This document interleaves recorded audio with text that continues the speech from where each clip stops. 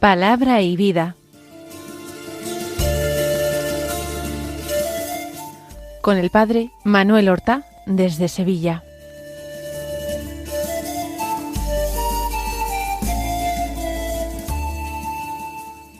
En el nombre del Padre, y del Hijo, y del Espíritu Santo.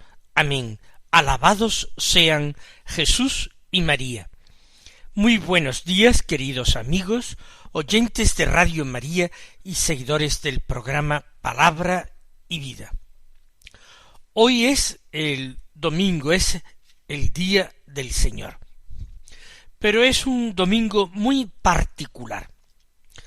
Por una parte es el último día del Adviento, es el cuarto domingo de Adviento, día 24 de diciembre. Celebramos el Adviento durante la mañana, por la tarde comenzamos ya las primeras vísperas de la Navidad del Señor. Por eso hoy la Iglesia celebra 3 misas, con oraciones y lecturas propias. Por la mañana, como digo, celebra la misa del cuarto domingo de Adviento, en este ciclo de lecturas B que hemos comenzado en el Adviento. Por la tarde se celebra ya una misa de víspera de la Natividad del Señor. Y a medianoche se celebra la misa de la medianoche, o popularmente llamada misa del gallo. Nosotros vamos a mantenernos en tiempo de Adviento. Vamos a lo largo de la mañana a seguir insistiendo en las peticiones propias del Adviento y en el clima espiritual del Adviento, aunque no sea difícil sustraernos a un ambiente generalizado de Navidad, que por otra parte ha empezado ya hace tiempo. Ya dijimos que el Adviento este año es particularmente corto, el más corto que pueda existir, porque apenas son las 3 semanas, y no existe una cuarta semana de Adviento. La cuarta semana de Adviento consiste solamente en el día de hoy por la mañana, porque el día de Navidad resulta que es lunes. Vamos nosotros, como siempre, a ponernos a la escucha de la palabra de Dios. El Evangelio que se proclama en este ciclo de lecturas, este ciclo dominical de lecturas, es el Evangelio que nos trae el relato de la anunciación del ángel a María y la encarnación del Hijo de Dios. Por tanto, del capítulo 1 de San Lucas, los versículos 26 al 38 que dicen así: En aquel tiempo el ángel Gabriel fue enviado por Dios a una ciudad de Galilea llamada Nazaret, a una virgen desposada con un hombre llamado José, de la estirpe de David. La virgen se llamaba María. El ángel, entrando en su presencia, dijo: Alégrate, llena de gracia, el Señor está contigo. Ella se turbó ante estas palabras y se preguntaba qué saludo era aquel. El ángel le dijo: No temas, María, porque has encontrado gracia ante Dios. Concebirás en tu vientre y darás a luz un hijo, y le pondrás por nombre Jesús. Será grande, se llamará Hijo del Altísimo. El Señor Dios le dará el trono de David su padre, reinará sobre la casa de Jacob para siempre, y su reino no tendrá fin. Y María dijo al ángel: ¿Cómo será eso? Pues no conozco varón. El ángel le contestó: El Espíritu Santo vendrá sobre ti, y la fuerza del Altísimo te cubrirá con su sombra. Por eso el santo que va a nacer se llamará Hijo de Dios. Ahí tienes a tu pariente Isabel, que a pesar de su vejez ha concebido un hijo, y ya está de 6 meses la que llamaban estéril, porque para Dios nada hay imposible. María contestó: Aquí está la esclava del Señor, hágase en mí según tu palabra. Y la dejó el ángel.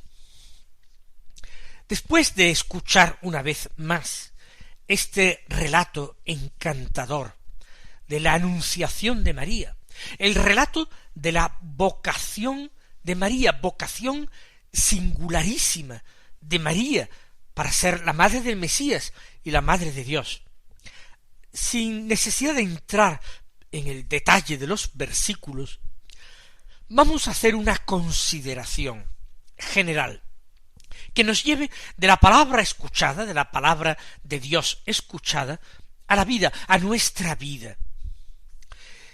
Y la primera consideración que me gustaría hacer es la siguiente. La vida ordinaria, la vida corriente de cada día. María, gran parte de su existencia, llevó una vida ordinaria.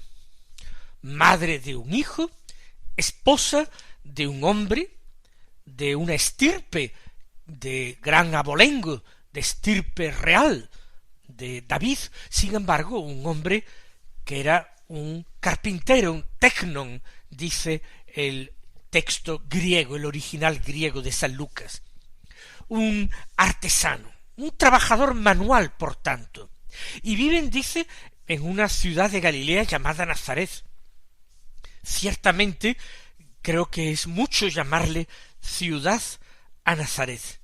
Es un villorrio, es una aldea, es realmente un grupo humano, una unidad de población mínima. Sin embargo, allí, en ese lugar tan perdido, de forma que ni siquiera es citado en la Sagrada Escritura, nunca, solamente los evangelios hablan de Nazaret, María lleva una existencia en lo exterior, muy común, cuando en lo interior era absolutamente excepcional. Nadie había sido preservado del pecado original. Parecía imposible que el mismo Dios pudiera hacerlo. Parece que era una contradicción. Y sin embargo, Dios pudo hacerlo y lo hizo. Porque no convenía que la Madre de Dios hubiera en algún instante de su existencia haber sido tenida, controlada, tocada por el diablo, bajo ningún concepto, en ningún instante de su existencia, ni siquiera en un instante inculpable de ninguna manera.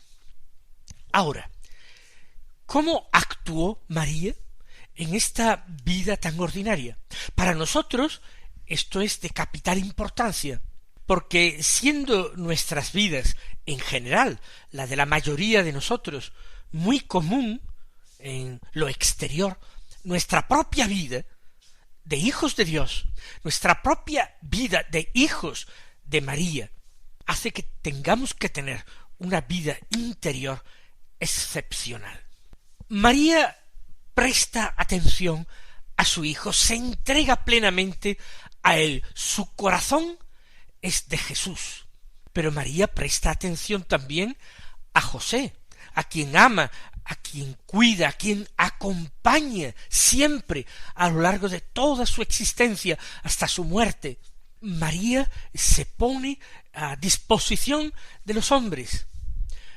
Se une a José cuando José, avisado por el ángel, decide emprender la huida hacia Egipto. Allá va María, incluso en plena noche, cuando José es despertado, confiando en la palabra y en la sabiduría de la decisión de José.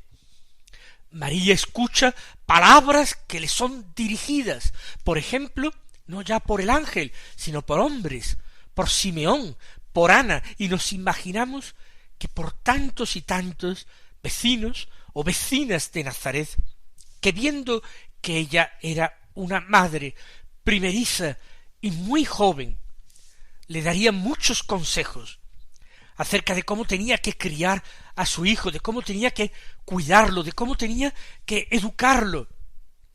Y todos aquellos consejos, indicaciones, María los recibiría con amabilidad, los recibiría dando gracias, los acogería con una sonrisa.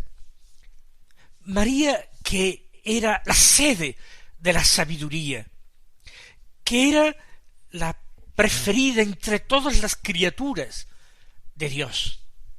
Ella, sin embargo, se supo, se sintió y se creyó la más pequeña de todas. Se creyó no profeta del Señor, no reina de Israel. Ella aceptó ser la esclava del Señor y sólo pidió que se cumpliera en ella la palabra de Dios y la voluntad de Dios. Sólo pidió eso, no pidió absolutamente nada más, no pidió nada para ella, solamente quería que Dios le manifestara su voluntad claramente para cumplirla.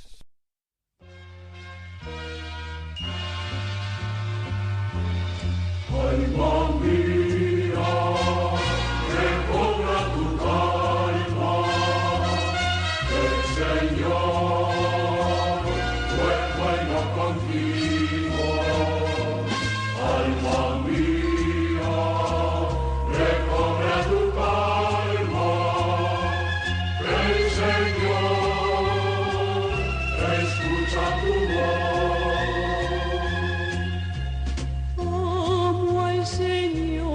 Porque escucha mi voz suplicante, porque inclina su oído hacia mí el día que lo invoco. Alma mía, recobra tu calma, el Señor fue bueno contigo. Alma mía, recobra tu calma, el Señor escucha tu voz. Me envolvían redes de muerte, me alcanzaron los lazos de... Y las intervenciones de María en el Evangelio son escasísimas. Hemos recordado hace unos momentos aquella palabra en las bodas de Caná: haced lo que él os diga. Y a Jesús aquellas palabras que le dirige María, tan breves. Por una parte, 3 palabras en Caná: no tiene vino. Solamente eso, no tienen vino. Recordemos también cómo María se dirige a Jesús cuando tenía 12 años el Señor y lo encontró al cabo de 3 días en el templo, sentado en medio de los doctores. Hijo, ¿por qué nos has hecho esto? ¿Por qué nos has hecho sufrir tanto? Mira que tu padre y yo te buscábamos angustiados. Sólo le dijo esto. ¿Por qué nos has hecho esto? No entendía. Como le dijo al ángel, ¿cómo puede ser esto? ¿Cómo será? Puesto que no conozco a varón. Como que el Señor ha acogido mi deseo y mi propósito de consagrarme a Él en virginidad. ¿Qué ocurre? Estaba engañada, pero es imposible.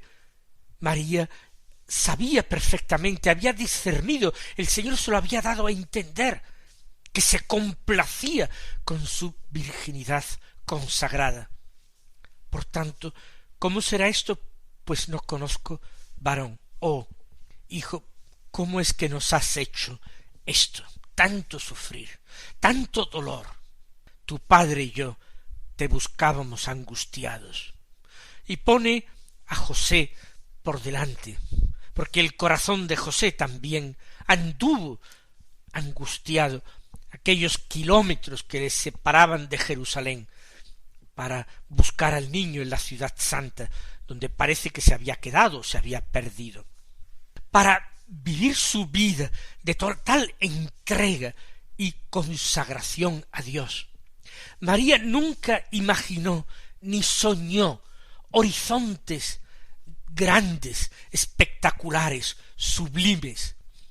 Ella aceptó una vocación que la sumergía en el anonimato, porque lo que importaba era que brillara su hijo, que su hijo se revelara al mundo, que fuera, como le había dicho Simeón, una bandera discutida, para que muchos en Israel por él cayeran y se levantaran.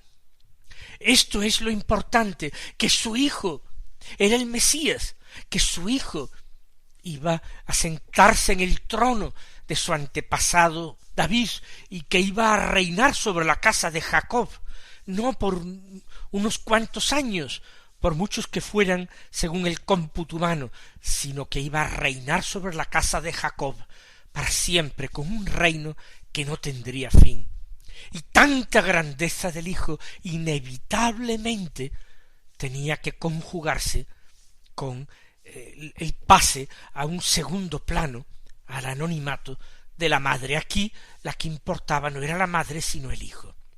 María lo acepta, y María trata de vivir agradando a Dios día tras día y en lo pequeño, sin necesidad de que el Señor le estuviera manifestando continuamente su favor, su ternura o su misericordia. María recibe aquella vocación singular con la visita del ángel Gabriel, pero las siguientes decisiones que hay que tomar no son anunciadas o reveladas a la Virgen de una manera espectacular.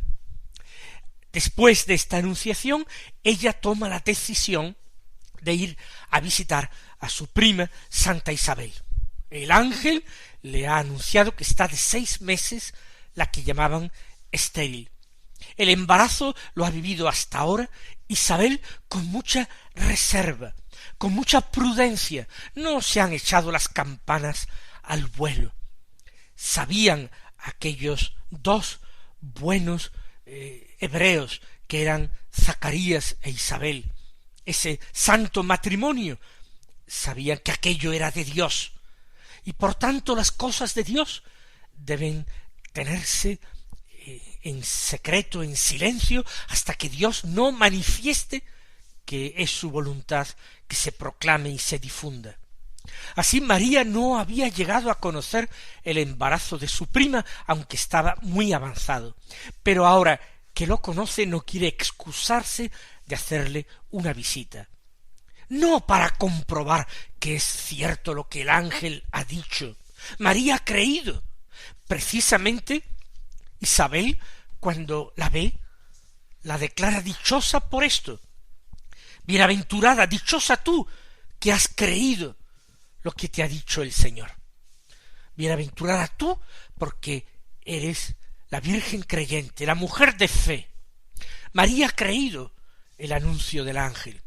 María más bien se pone a disposición de Isabel para ayudarla, se queda con ella varios meses, no por otra cosa, sino precisamente para acompañarla en esos 3 meses de su estado, acompañarla hasta su parto.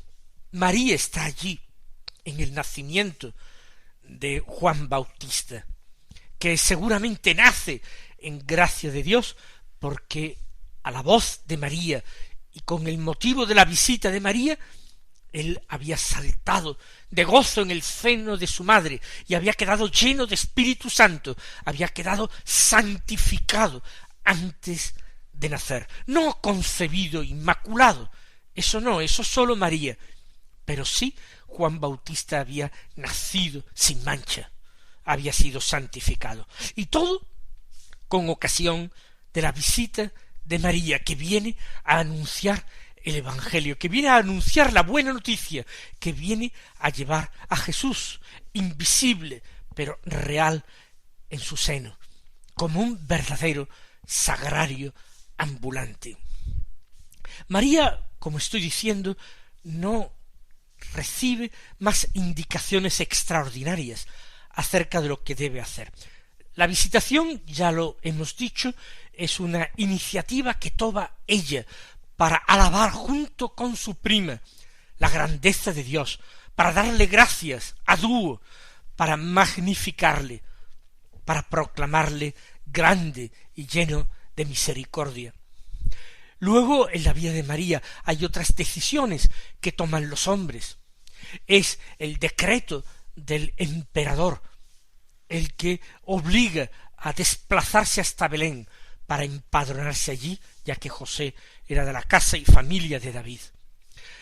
No es decisión de María, es decisión de José, y una decisión que toma quizás de muy mala gana, pero para obedecer las leyes del imperio que así le obligan. Otras decisiones las tiene que tomar María siguiendo lo que a José le es revelado. Ya lo hemos dicho, la huida de Egipto, el regreso de Egipto a Palestina, y en Palestina ya el desviarse y en vez de quedarse en Belén, subir al norte a Nazaret para volver a instalarse allí. En todo esto María sigue a los hombres. María no espera más apariciones de ángeles, más manifestaciones extraordinarias. Su mismo Hijo, como hemos visto, hemos recordado en el episodio de Jesús perdido a los 12 años en el templo, su mismo Hijo no le puso las cosas especialmente fáciles. O cuando en público, ante el aviso de que habían llegado su madre y sus parientes de Nazaret, él había dicho, de forma que lo oyeran todos los discípulos que estaban a su alrededor: ¿quién es mi madre? ¿Y quiénes son mis hermanos? Estos, dijo señalando a los que le rodeaban, estos son mi madre, mis hermanos, los que escuchan la palabra de Dios y la cumplen. Y lo que quizás la gente interpretó como un desaire hacia su madre había sido el más hermoso elogio que jamás se había hecho de ella. Pues vamos a pedirle al Señor gracia para ser dignos hijos de semejante madre. Vamos a pedir gracia para vivir nuestra vida cristiana como una vida verdaderamente consagrada al Señor, consagrada por nuestro bautismo, consagrada por nuestra confirmación, consagrada con el sacramento del orden sacerdotal o el sacramento del matrimonio, siempre consagrada por la Eucaristía que recibimos con la mayor frecuencia. Y vamos a pedirle al Señor que no aspiremos a grandezas que superan nuestra propia capacidad, sino que caminemos en la humildad de María, que nos hagamos pequeños entre los pequeños, pobres entre los pobres, y de esta manera agrademos al Señor con nuestras obras, pareciéndonos un poquito a nuestra Madre del Cielo. Que el Señor nos bendiga y hasta mañana si Dios quiere.